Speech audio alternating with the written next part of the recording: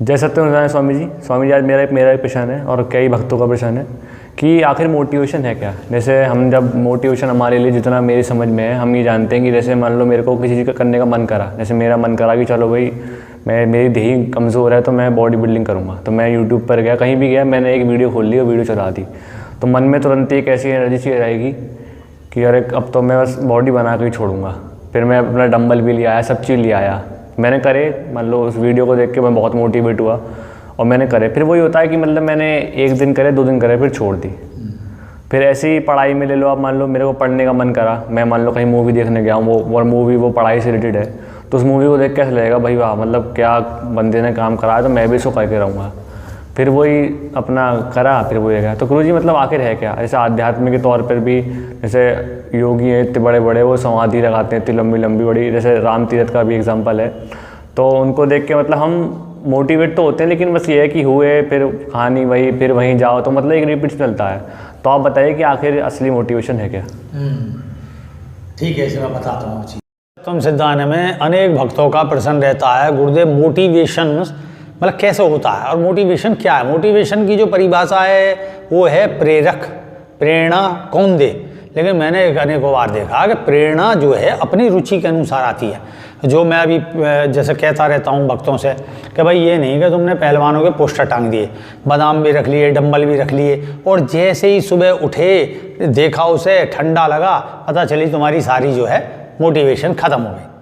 तो सवाल ये आता है कि तुम उसके प्रति कितना जागरूक हो उस विषय के लिए, अन्यथा जागरूकता नहीं आती कहने से।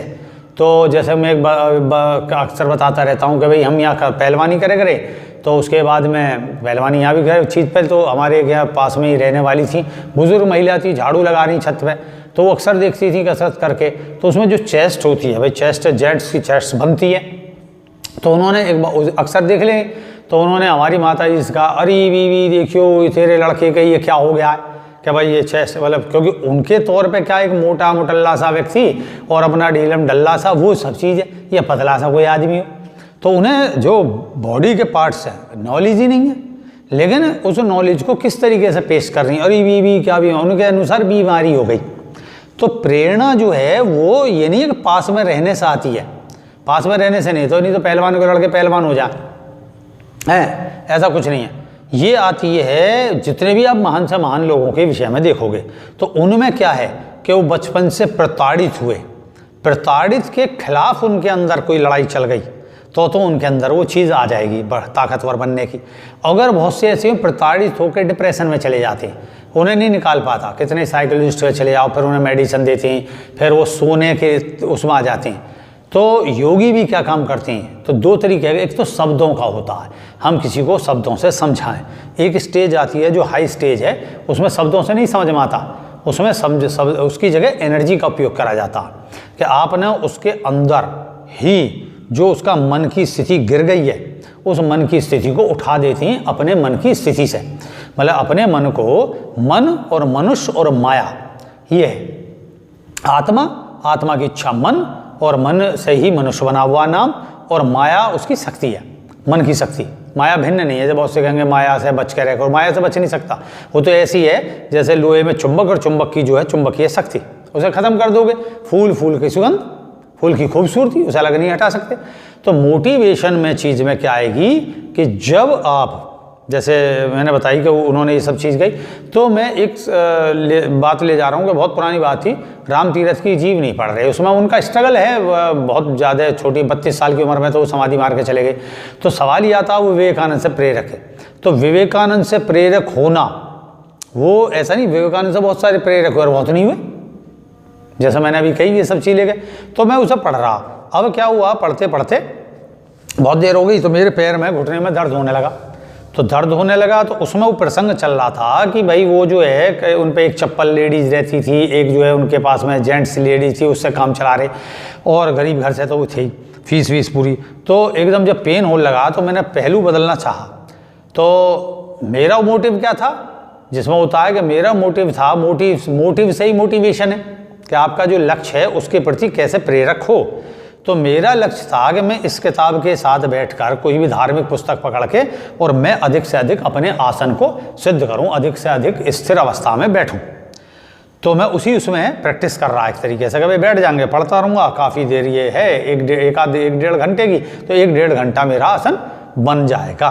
तो मैं उसमें पढ़ा, तो जब पेन होने लगा तो मैंने पैर खोलने की अंदर से आएगी पैर खोल दूँ, तो यहाँ मेरी रुचि थी कि भाई मैं जो है अभ्यास कर रहा हूँ, उस अभ्यास में वो प्रेरक प्रसंग काम कर जाएगा, मोटिवेशन काम कर जाएगा, अन्यथा काम नहीं करेगा। कि आप किताब पढ़ी कितनी अच्छी किताब होती है, लोग पढ़ते हैं, लाइब्रेरी में सजा के रख देती। तो मैंने जैसे उसमें पढ़ी, मुझे एकदम अंदर से आया कि मैं पैर खोल दूँ, तो खोलते ही मेरे अंदर अपने आप ये महसूस हुआ कि भाई ये बताओ, अभी तुम गप्यारे होते, उल्टी सीधी बातों में लगे हुए थे, तो तुम पैर नहीं खोलते, क्योंकि उसमें ध्यान नहीं, जैसे आप पिक्चर देखने जाओ तो आप आनंद में बैठे हो, क्योंकि एक आनंद का कारक है जो हमें थोपा जा रहा है, और एक आनंद का कारक है जो हमारे अंदर से उदय हो रहा बाहर। तो जो बाहर से आता है हमारे अंदर, वो हमें हिप्नोटाइज कर देता है। तो ऐसी बुक्स भी कभी कभी हमें बहुत अच्छे शब्दावली होती है कि आपकी कुंडली जग रही है, आपके अंदर झरने फूट जाएंगे, शब्दों का जाल होता है, वो थोड़ी देर अच्छा लगता है, लेकिन उस राइटर के साथ क्या वो राइटर की जिंदगी में वो सब रहा है? तो जिसकी हम पढ़ रहे वो महात्मा थे, उन्होंने वो सब प्रूफ करा, अमीरता की प्रूफ से नहीं हुआ, रियल में उन्हें कमजोरी इस चीज़ पर। तो नतीजा क्या हुआ, मैंने जब भी जूती रखी बरस में, मैं बोला अच्छा, बस ये नहीं आया कि पेन का खिलाफ पेन होता है, मुझे एकदम ये आया कि देखो ये व्यक्ति इतना, मतलब इनको जब गणित के सवाल दिए जाते थे तो मने कर दिए थे राम तीरथ को कि भाई नहीं तुम पे ये गणित के सवाल रहने दो, ये नहीं निकलेंगे वगैरह, लेकिन उन्होंने उन्हीं पर निशान लगा लेते। तो रात में उन्होंने अपने पास के आज रात में मैं ये सब गणित के सवाल निकाल दूंगा, तो उन्होंने अगर ना निकाल पाया तो मैं गढ़ से अपनी गर्दन अलग कर दूंगा। तो रात भर दीपक जला के वो बैठे रहे, निकालते रहे, काफ़ी निकाल दिए उन्होंने सवाल। तो एक सवाल रहेगा, सुबह का उजाला होना शुरू हुआ, वो ये प्रसंग में पढ़ रहा, उजाला होना शुरू हुआ, उन्होंने एकदम देखा कि वो उजाला होना शुरू हुआ, अपने वचन के सिद्धे, उन्होंने खड़ग उठाया फौरन, और खड़ग उठा के जो यूँ मारी, अपने मारने की कोशिश करी, तो सवाल हाजिर यहाँ पे। तो ये है उनका संकल्प, अपने संकल्प के प्रति प्रबल हैं। ऐसे ही मुझे उसी पॉइंट से ये महसूस हुआ कि मैं अपने संकल्प से कमज़ोर हो रहा हूँ। इस संकल्प को बनाने के लिए क्या करना चाहिए, मुझे अपने को थोड़ा सा पनिशमेंट देना चाहिए कि मैं अगर मैं ऐसी तफरीह खोरी में होता तो मैं आराम से बैठा रहता, पहलू भी नहीं बदलता। मैं फिल्म में जो मैंने अभी बताई कि एक सामने से आपको हिप्नोटाइज कर रहा, एक हम अंदर से, ये जो मैं पढ़ रहा, ये पढ़ते में मेरे अंदर से, ये अंदर की मोटिवेशन है, एक है बाहरी जो मैंने कही शब्दों का मोटिवेशन। तो अंदर का मोटिवेशन ने मुझे एकदम प्रेरित करा। मैंने जूती उठाई और अपने घुटने में उल्टा घुटने में था, उसमें यूँ लिया और धड़ धड़ कई सार मारी था। तो पता उसका चीज़ खड़ी हो गई, क्योंकि उससे एकदम जोर से लगी। जोर से लगने के बाद चूँकि मेरे मन का संकल्प एकदम बहुत ताकतवर हो गया कि मैं ये चीज़ पे, मतलब मैं हिलाऊँ, ये लगती उस पेन ने उस पेन को ख़त्म करा, और फिर दोनों ही पेन ख़त्म हो गए। नतीजा में आराम से बैठा रहा बहुत देर। कहाँ गया वो, क्योंकि यूँ हुआ कि वो पेन मेरे जो अंदर की जो मतलब संकल्प था उस पर हावी होने जा रहा। उस प्रेरक प्रसंग से मेरे अंदर संकल्प और प्रबल हुआ कि मुझे ऐसा करना चाहिए। उस मेरे अंदर भी जो संकल्प था उसको मैंने और मजबूत बनाने के लिए उसके प्रति वो नियम बनाया। तो मैंने उसमें जब मारा तो मेरा संकल्प प्रबल हो गया। तो नतीजा पेन तो होता ही है, क्योंकि भाई जो चीज़ लग रही है। तो पेन होने पे जैसे मैंने पीछे भी बताया था कि ईसा मसीह का क्या हुआ, उनका संकल्प जो हो रहा है घटित, उससे अधिक इतना हो जाता है कि वो पेन भी उसके आगे कोई मीनिंग नहीं रखता। नतीजा क्या हुआ, मैं आराम से पूरी किताब पढ़ गया।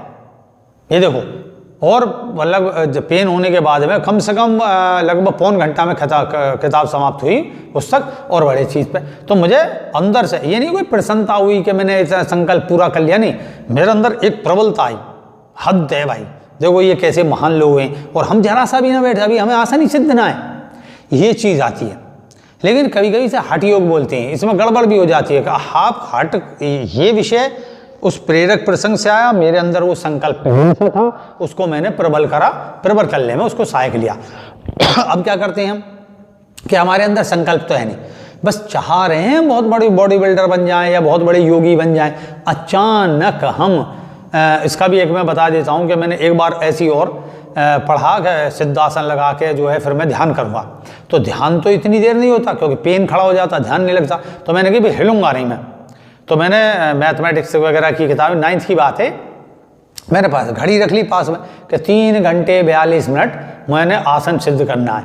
अब हम एक तो मेरा ध्यान पहले सिद्ध था, लेकिन उसमें क्या होगा, वो ध्यान सिद्ध है, उसमें सहजता से ध्यान में जा रहा। पहले जो मैं जाता था रात में तो मैं अपना बैठा ध्यान में चला गया, लेकिन यहाँ मैं क्या कर रहा हूँ, मैं एक आसन सिद्ध कर रहा हूँ। नतीजा में जागरूकता से हट गया।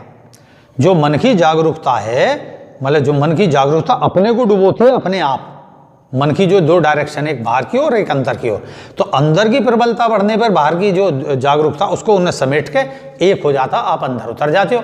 नतीजा क्या हुआ कि मैंने वो हट करा, मैं जगा हुआ हूँ और मैं अपना गणित निकाल रहा हूँ। थोड़ी देर पीछे क्या हुआ, दर्द होना शुरू हो गया। अब मैं घड़ी पे, किताब छूट गई, पसीने आने लगे, मैं घड़ी पे देखता रहा, अब इतने बजे, मतलब भारी पड़ गया और संकल्प प्रबल था कि भाई मैं नहीं हिलूंगा। नतीजा क्या हुआ, घड़ी जैसे ही हो 3 घंटे 42 मिनट उसने पूरे करे और मैंने वो एकदम ऐसा लगा छोड़ दो तो मैं जड़ हो गया। फिर मुझे उसको 3 घंटे 42 मिनट के आसन सिद्धि को जी जंजाल बन गया। मैंने बहुत धीरे धीरे खिसकाया, समझो उसे खिसकाने में ही और आधा घंटा लग गया, और खिसकाने के बाद में जब उठ के चला तो चला नहीं गया। और झीना अगले दिन 2 दिन तो ऐसी हालत हो गई कि मुझ पे जो झीना चढ़े तो झीने पे तो चढ़ गए, पर उतरना बड़ा भारी होगा, फड़ा कर लहरा के गिरने लगे। तो इसे बोलते हैं हठ योग। इस हठ योग से क्या होता है, गड़बड़। आप जो है किसी कि भाई इस योगी को देख के ऐसा मोटिवेशन ना करें, प्रैक्टिस है, लेकिन प्रैक्टिस आपके अपने अंदर के संकल्प से। इसलिए पहले मानसिक रूप से तैयारी करनी चाहिए। इसके अंतर्गत होती है कि हम जैसे कहीं जाएं, पहलवानों को देखें, अच्छा, तो हमारा एक तो मोटिव होता है कि हम बस देखें, प्रशंसा करी आई, ताली बजा दी और छुट्टी हुई, हमें अपना टिकट लिया, एंजॉय करा, भाई बड़ी अच्छी बॉडी है। एक में हम उससे और आता कि मैं भी ऐसा बनाऊं, मैं अपने को ऐसा बनाऊं, तब हम व्यायाम शुरू करती हैं। तो ये सब है, मैंने कही एक बाहरी तौर का मोटिवेशन है। जैसे टीवी हमें देता है, तो टीवी कितनी अच्छी दें, फिल्में अच्छी दे दें, कभी कभी अच्छे प्रसंग आ जाते हैं तो आप वो सवाल का जवाब, लेकिन आपके अंदर सवाल होना चाहिए, तब उत्तर वो काम करेगा। अगर आपके पास सवाल नहीं है तो फिर कोई भी आपको मोटिवेशन लाभकारी नहीं होगा, कोई भी प्रेरक प्रसंग लाभकारी नहीं होगा। तो एक ऐसी और है, तो एक बार मैं ऐसी, ये तो सब चलता रहता था, तो हमारी एक रिलेटिव थी, मतलब हमारी चाची रहती थी, तो उनके बच्चे छोटे, तो मैं गांव से आता था तो सब्जी वब्जी ले आया, वहाँ से उतरा, उनका घर हमारे से पहले पड़ता था, वो किराए पर रहते, तो मैं उनको देता हुआ चला जाता था। तो वो मेरी आदत थी चाय पीने की, कि जैसे गांव से आए तो वो पूछ ले करें बस, भैया चाय पिएगा, तो मेरे मुँह से आदत क्या थी, एक नेचर बन गई हठ योग टाइप की सी, तो मैं ना, मुझे ना पी। फिर मैं चला गया, तो उन्होंने कहा अच्छा नहीं है तो तू ये रॉड बदल दे, ये बल्ब बदल दे, ये ऐसा कर दे, वैसा कर दे। तो मैं बाद में अब फिर मुझे अपने घर जाके चाय पीनी पड़े करी, तो मुझे काफ़ी 1-2 साल बाद ऐसा अंदर से इरिटेशन होने लगी कि भाई यार ये मुझसे जो है काम तो करा लेती है, और जब इन्हें पता है कि चाय पीता रहता, ये हमारे घर आके देखती हैं भाई चाय पी ले गई तो अपने आप बना लेता, घर में देवे, मना नहीं करता कभी चाय को, या इस तरीके की। तो इन्हें पूछें क्यों पूछा इन्होंने मुझसे, इन्होंने तो मुझे देख से ही कि ये तो चाय पिएगा ही, तो इसलिए मुझे चाय बना के दे देनी चाहिए। इस चीज़ का मेरे अंदर उनके प्रति एक क्रोध बढ़ने लगा। अब क्रोध बढ़ने लगा, और भाई बड़ी थी और सब बात है परिवार, तो हम ऐसे तो है नहीं कि ध्यान व्यान करे, इसलिए कोई वो क्रोध का परिणाम ये देते कि उनका अवज्ञा कर देते, लेकिन वो स्थिति अवज्ञा पर ही आ गई। तो मैं खेत पर बैठा हुआ, ऐसी ही एक पुस्तक थी, उस समय एक पुस्तक थी, तो वो वैसी जर्नल थी किसी विषय के, टीचर के विषय में, तो उसमें यही था कि आपका अपना हितैषी है, उसका स्वभाव अपना है, तुम्हें क्या करना है, तुम कहो अपनी बात, ये नहीं कि उसने कह दी आपने मान ली, आप भी अपनी जिद पे रहे, ओ उसने तो नॉर्मल में कही बात, तो मैंने उसकी मुझे तुरंत क्लिक करी, क्योंकि मैं पर्सन लिए घूम रहा था, उससे स्ट्रगल कर रहा था, उससे संघर्ष कर रहा था। नतीजा क्या हुआ, मुझे वो पर्सन का उत्तर वहाँ मिल गया, अरे इसमें तो मेरी गलती है, अरे वो पूछ रही चाची तो मुझे क्या कहना चाहिए, हाँ मैं चाय पीऊँगा। अब मैं गया तो जो है लेके बड़े, और मैं खुश हो गया, क्योंकि अपने अंदर से मुझे सवाल का जवाब मिल गया। अब इसे मुझे कार्य में लाना है। तो जब मैं पहुँचा वही हुआ, उन्होंने पूछा अरे भैया चाय पिएगा, मैंने कही हाँ पीऊँगा, तो एकदम ठिठकी हो, क्योंकि उन्हें अपेक्षा थी कि ये बने कर देता है, लेकिन उन्होंने तुरंत ही जैसे ही उन्होंने चाय पिया, बोले हाँ, तो मैं बोले तो परांठा मैं बना रही हूँ, तो ये परांठा भी खा लियो। मैं बोला हाँ 2 बना दिए। तो उन्होंने कोई नहीं कही, तब मुझे लगा यार मैं खां साल 2 साल कितने साल से एक जूझ रहा इस चीज़ को। तो जो अपनी सहज वृत्ति है उसको जानो और जानने के उपरांत में उसकी बात को समझो और सामने वाले के जिद्दा ना करें। तो ये है एक प्रश्न के बाद में उत्तर मिलना और उससे हमेशा प्रसन्न रहोगे। आत्म साक्षात्कार की स्थितियों में भी अपने ही प्रश्नों से अपनी परिस्थितियों के वश ही उत्तर मिलते हैं, जिसे बोलते हैं कि भाई आत्मा की स्थिति में उत्तर प्राप्त होना। तो ये आज का विषय हुआ मोटिवेशन का। फिर मैं और किसी प्रश्न को लेकर बताता हूं। तो आंतरिक प्रश्न का उत्तर ही मिलना रियल में मोटिवेट करता है। आशीर्वाद। जय सत्यम सिद्धाय नमः।